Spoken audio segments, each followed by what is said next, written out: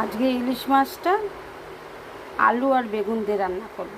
এই আলু আর এই বেগুন দিয়ে রান্না করব। প্রথমে আমি আলু আর বেগুন ভেজে নেব, ভেজে নিয়ে জিরে সোমবার দিয়ে রান্না করব।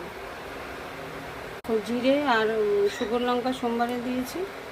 আমি এই আলু আর বেগুনটা ভেজে নেব।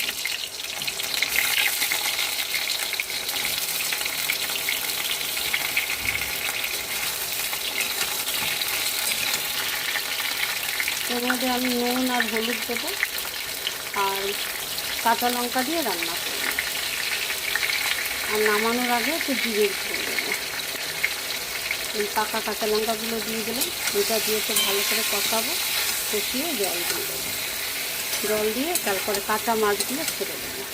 আলু বেগুন কষানো হয়ে গেছে, আমি জল দিয়ে দেবো। আর এই তরকারিটা ফুটে এলে পরে আমি মাছগুলো ছেড়ে দেবো। নুন হলুদ দিয়ে মাখিয়ে রেখেছি, মাছগুলো ছেড়ে দেবো। তরকারিটা ফুটে এসছে, আমি এই মাছগুলো, ইলিশ মাছগুলো ছেড়ে দিচ্ছি।